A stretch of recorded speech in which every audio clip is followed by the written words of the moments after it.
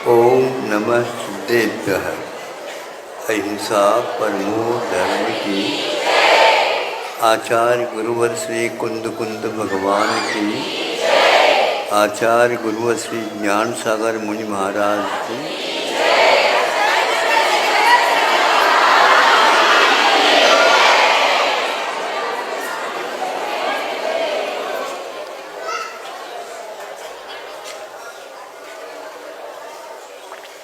किसान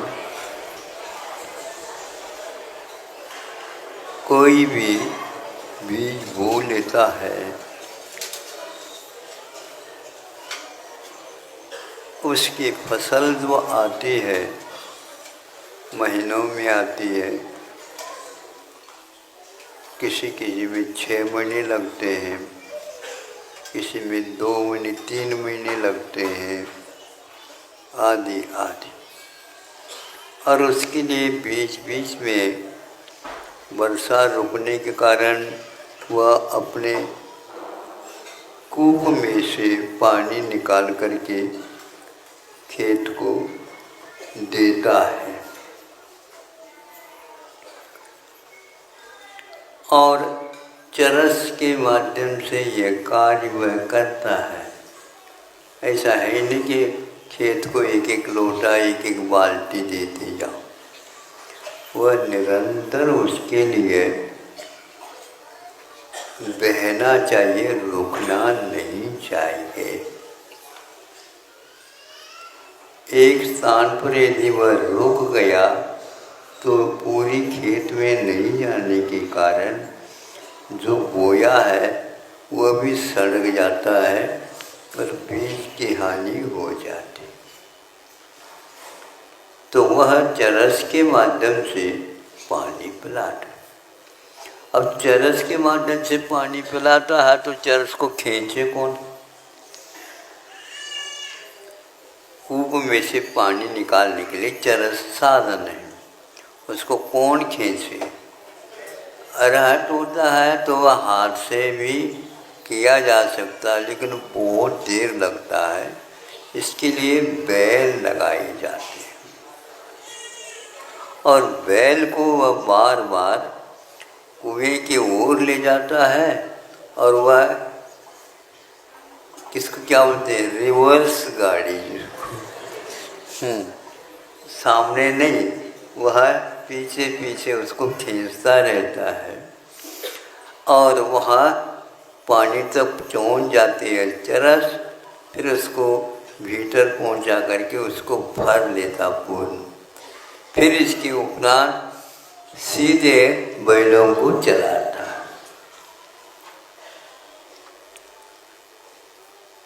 अब उसमें देखो, रस्सी 2 स्थानों पर बांधता है। संजक का एक चरस के मुख पर बांधा जाता है और एक चरस के ध्रुव पर ऊपर बांधा जाता है। ऊपर का जो रस्सी है वह कहीं भी छूती नहीं जमीन को, और निकलती रहती है। और नीचे की जो रस्सी है वह क्या करती है, उसके मुख पर एक रस्सी बांधी रहती है। वह उसको वह थोड़ी सी खींचता है तो चरस के मुख नीचे हो जाते, पानी भर जाता। इस प्रकार वह 12 बजे तक लगातार, क्योंकि गर्मी के समय पर मध्याह्न में तो चरस लगाए नहीं जा सकता, रात में लगाएं तो पानी पिला भी नहीं सकेंगे, कहाँ पर पानी कितना जा रहा है। इसलिए दिन में ही जल्दी उठ करके वो कार्य प्रारंभ करता है। नीचे के जो चरस की जो रस्सी थी छोटी थी, वो उसमें ज़्यादा भारी नहीं रहती। ऊपर के तो पूरा पूरा भार उसके ऊपर आता है। अब वह नीचे की रस्सी को क्या करता है, किसान स्थान बदल बदल करके करके करता रहता है। स्थान यदि नहीं बदलता है तो एक ही स्थान पर यदि रस्सी जाती है तो वह रस्सी एक प्रकार से उस पत्थर को भी काट देती है। सुन रहे हो आप लोग? हाँ, तो वह पत्थर को भी काट देती है। रस्सी आवत जात है, सिल पर होई निशान। हाँ, तो यह रस्सी आती है जाती है, आती है जाती है, तो कुछ ही दिनों में शिला के ऊपर निशान पड़ जाती है और वह इतने कठोर पाषाण को भी मुलायम रस्सी काट रही है। कठोर रस्सी नहीं है। कठोर यदि रस्सी हो जाए तो वह स्वयं कट जाए, लेकिन वह मुलायम रहने से पत्थर में भीतर घुसती चली जाती है और उस पत्थर को काट देती। फिर वह चरस चलाने वाला दूसरे स्थान पर उस चरस की छोटी जो रस्सी है उसको कर देता है। इस प्रकार पूरी शिला में उसके निशान पड़ती चली जाती है। एक स्थान पर रखेंगे तो कट जाए। इसी प्रकार दिमाग को एक स्थान पर लगाना नहीं चाहिए। बदलते रहिए तो माइग्रेन से दूर रहिए।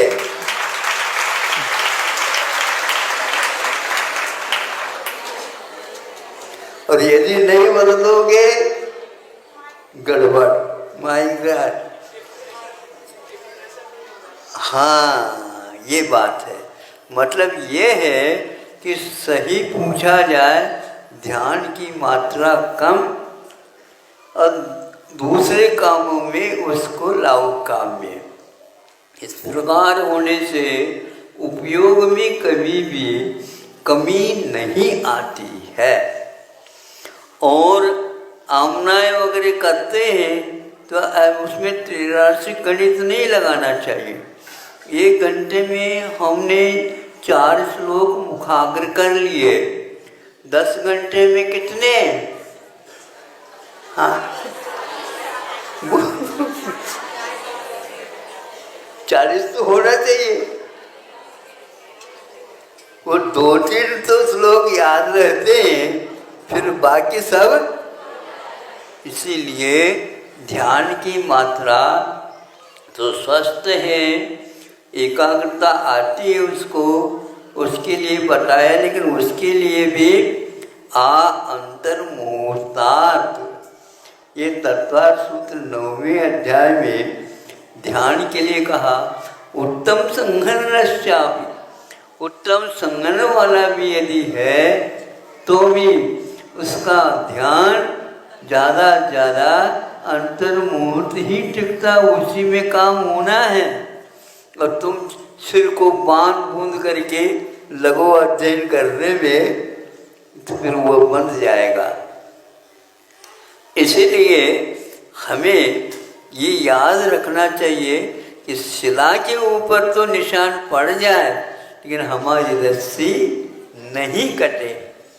जड़ पदार्थ को भी हम याद करते हैं, किंतु वो जड़ पदार्थ हमारे दिमाग में आ जाता है। चेतन के बारे में सोचते हैं तो वो भी हमारे दिमाग में आ जाता है, स्मृति के रूप में, धारणा के रूप में वह रहता है। उपयोग तो बदलता रहता है, लेकिन हमने जो धारणा बनाई है उपयोग के द्वारा, वह ज्यों का त्यों बना रहता है। किंतु उसको स्मृति में रखने के लिए पाठ करते रहो, पाठ करते रहो, अपने आप ही मुखाग्र हो जाता है। किंतु पाठ न करके आप उसको हम पकड़ करके दिमाग में रखेंगे, दिमाग में कोई स्थान नहीं है, कोई कमरे नहीं बने जिसमें उसको रख दो। इनका आत्मा में प्रवेश हो गया, मतलब कोई बिल्डिंग है आत्मा, बोलो नहीं है ना? तो ऐसे क्यों कहते हो हमारे दिमाग में नहीं आ रहा? हमारे दिमाग में नहीं आ रहा, इसका अर्थ क्या है? दिमाग में किसी की यहाँ आता ही नहीं वो, किंतु उस वस्तु को हम अर्थ के द्वारा, शब्द के द्वारा तो अर्थ आता है, अर्थ के द्वारा तो अपने दिमाग में वह स्मृति के रूप में रह जाता है। हम उपयोग करते रहते हैं कई बातों में, किंतु जिसको हम याद करना चाहते हैं वह नहीं आता है तो सिर खुजाने लग जाते। हम याद कर रहे हैं, वो कहीं बाहर से आया है क्या? अन्य कार्यों में उलझने के कारण जैसे चाहिए वैसे वो नहीं आता, क्षोभम की बात है। इसलिए आप लोगों को ध्यान से सुनने का अर्थ ये है, उपयोग को एकाग्र करो। लेकिन 10 घंटे सुनोगे तो सुनाने वाला भी और आप भी दोनों पागल हो जाएंगे। हमेशा हमेशा सिर कदम हो रहा, माथा में बहुत दर्द हो रहा, माथा में दर्द। अरे माथा को तो रख दो, शांति दे दो, उसमें क्या बात हो गई? लिखते हैं हम तो कब लिखते हैं? पेंसिल लाओ, पेन लाओ, कागज लाओ, कॉपी लाओ, जो कुछ भी लाओ। ये लिखने का काम दिन में करते हैं, और वस्तुतः लिखना तो रात में ही होता है। और जो विचार में स्थिरता के साथ उसको याद करते हैं, रात में लिख लेते हैं और उसका लेख कर देते हैं दिन में। इतना साहस कैसे रहेंगे हमारे दिमाग में से निकल जाए?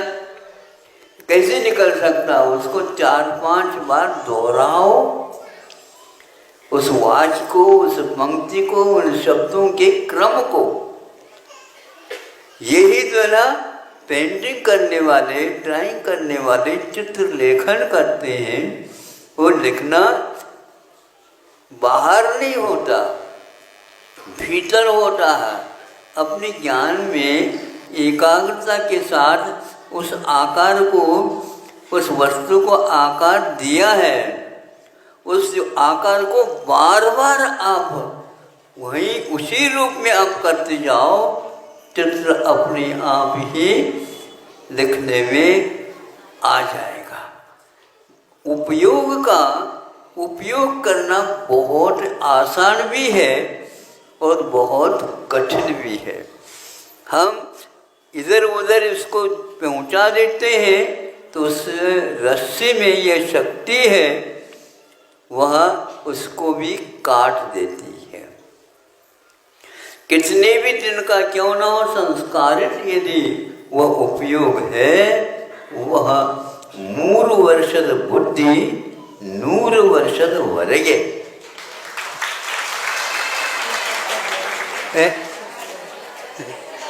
3 ವರ್ಷದ बुद्धि 100 ವರ್ಷದವರೆಗೆ।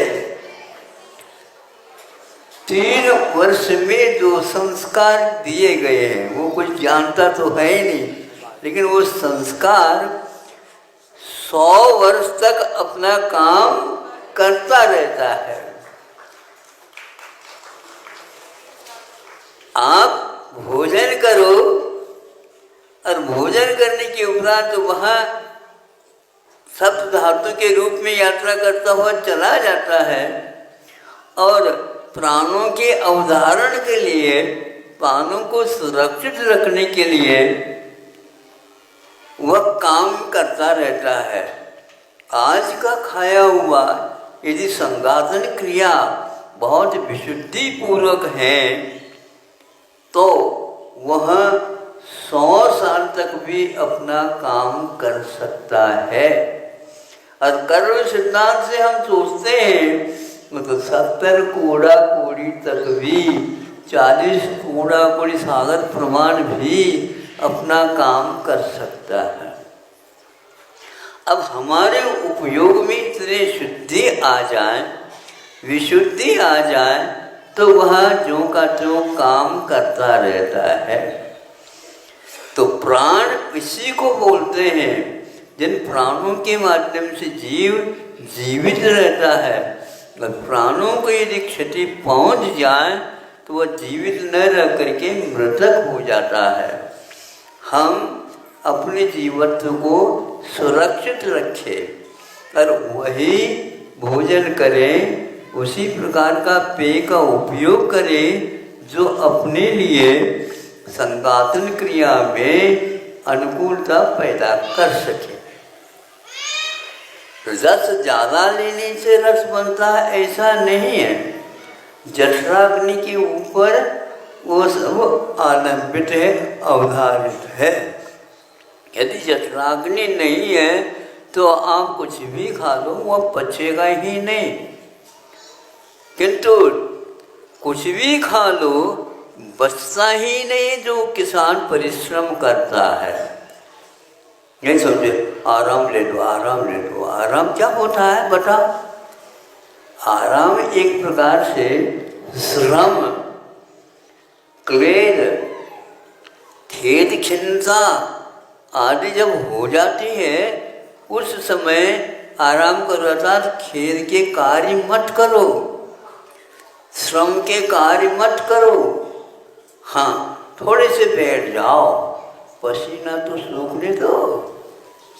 पसीना सूख जाए तो अपने आप ही पुनः तरावट आ जाती है, पुनः काम करना बंद करो। हम उसके पीछे पड़ते हैं। वो जड़ बहुत अच्छा है, वो भागता नहीं कहीं, लेकिन आप भागते फिरते उसके पीछे। भागते ही नहीं, आकुलता का अर्थ ही भागना है। जल्दी जल्दी पचाओ। कैसे पचाओ? कैसे पचाओ बताओ? वो पेट में चला गया, वो अपने गति से ही जाएगा और उसके लिए जो जठराग्नि जितनी मिलेगी उतना ही वो काम करेगा। जल्दी नहीं हो सकती। एक सबसे ज्यादा पढ़े लिखों की जल्दी बहुत बीमारी है। ये नहीं समझते, वो समझते ही कि जीवन का पूरा एक ही बार में मैं काम कर, फिर कल क्या करोगी बताओ? ये गड़बड़ है। उनको तो होता है, उनको होता है क्षयोक्षम भिन्न है, आपका क्षयोक्षम भिन्न है। कुछ लोग किताब पढ़ते ही नहीं और बोलो 100/100 नंबर लेते। वो दिमाग से काम न लेकर के सुनने के रूप में कर लेते हैं। तो सुनेंगे और ज्यों का त्यों रहना चाहिए। तो मनोयोग से आप सुनो, ध्यान से सुनो कहते हैं। ध्यान लगाने के लिए नहीं कह रहे, सुनना है और सुनते चले जाओ। उसका एक वाक्य है, उसमें मुख्य शब्द कौन सा है इसको सुन लो। क्रियापद के वाक्य में क्रियापद भी आती है तो अपने आप ही कर्ता का बोध हो जाता है। कर्ता का बोध हो जाता है तो क्या कर रहा है क्रियापद भी आ जाती है। किससे कर रहा है कारण भी आ जाता है। कब से कर रहे हैं तो वह समय भी आ जाता है। कब से करना है तो वह समय का अनुबंध भी आ जाता है। अब क्या करो बताओ? दूसरे वाक्य के अंग उपांग हैं, उनके माध्यम से हम उस वाक्य को बहुत ही अच्छे ढंग से बना सकते हैं। किंतु यह दिमाग की बात है। किताब तो फट जाए लेकिन हमें कोई भी उसका क्षयोक्षम नहीं है तो उस किताब को रखो, जिसको चाहिए उसको दे सकते हो सहयोग के लिए। क्यों? हमने खरीदा तो है, लेकिन आपने बुद्धि को नहीं खरीदी, नहीं समझे। जिस दुकान में बुद्धि मिलती है वहां पर जाकर खरीदो। महाविद्यालय में हमें भेज दो, छोटे विद्यालय में आपने पहुंचाया है, तो महाविद्यालय में जाओ। महाविद्यालय का 6 खंड का 7 खंड का माला एक लो, वहाँ पर भी माला होती। छठी माला में हमने जाकर के याद किया था। ये क्या है? ये जड़ की व्यवस्था है। पहले के लोग पेड़ के नीचे बैठ करके छाया में, हवा भी आ रही होती है, सामने नदी बहती रहती है, चिड़िया चूं चूं करती रहती है, और उसमें भी यहाँ तो आवाज मत करो, आवाज मत करो, वहां पर आवाज ही आवाज हो रही है। नहीं समझे? ये क्या है? रेडियो है, खूब बोल रही, सुनते हुए ड्राइवर लोग गाड़ी लोड चढ़ाते हैं और सुनते भी जाते हैं, लेकिन ऊँगते नहीं, ध्यान रखो। हाँ, तब यात्रा पूर्ण हो जाती है। हमें किसी भी प्रकार से रोकना नहीं है, लेकिन गति को ज़्यादा बढ़ाना भी नहीं और धीमे धीमे भी नहीं करना। इसी का नाम ईरापत शुद्धि है। हर काम में हमें उपयोग करना है, लेकिन सोच समझ करके करना है। तो अच्छे ढंग से सुनेंगे, निश्चित रूप से वह जितनी सूक्ष्म की बुद्धि है उतना तो समझ में आ जाएगा। आज थोड़ा सा समझ में आ गया, दोबारा उसको देखेंगे, एक कदम आगे बढ़ जाते हैं, पुनः पढ़ेंगे तो आगे बढ़ जाते हैं। तो 1 वर्ष है ना हमारे लिए, उसमें 1 कक्षा होती है, तो उसको पुनः पुनः देखते चले जाओ। पुनः पुनः देखते हैं तो अंधों को भी हारमोनियम क्या बोलते हैं उसको, तो वह बजाना आ जाता है। आंखों से क्या देखा उन्होंने? नहीं, पहले उन्होंने छेदों को देखा अपनी उंगलियों के माध्यम से। और आप लोग चश्मा लगा के भी नहीं देख पाते। वो करते हैं, एक तरफ से खींच रहा है या तो ये खींचता रहता है, यहाँ पर रुक जाता है। अभ्यस्त होने के उपरांत का तंत्र रूप माने में या व्याकरण ग्रंथों में अभ्यस्त होता है। अभ्यस्त किसको बोलते हैं? उपधा में भी वही अक्षर जो क्रियापद में है या और शब्द में है वही रहता है। तो इसको बोलते हैं अभ्यस्त। तो आप लोगों को अभ्यस्त होना है। अभ्यास करेंगे तो अभ्यस्त होंगे, और अभ्यास यदि नहीं करेंगे तो नहीं होंगे। तो अभ्यास कैसा बनता है? अस धातु के सामने एक प्रत्यय लगते ही अपने पीछे, तो अभी उपसर्ग पूर्वक, आ उपसर्ग पूर्वक अस धातु से जब हम प्रयोग करते हैं तो अभ्यास हो जाता है। और कृदंत में उसको तत्सर्ग प्रत्यय लगा करके और वह अभी उपसर्ग पूर्वक अस धातु से अभ्यस्त हो जाता है। अभी सुबह का समय है, बस इतना ही पर्याप्त समझता हूँ। रसरी आवत जावत है, सिल पर होई निशान, अहिंसा परमो धर्म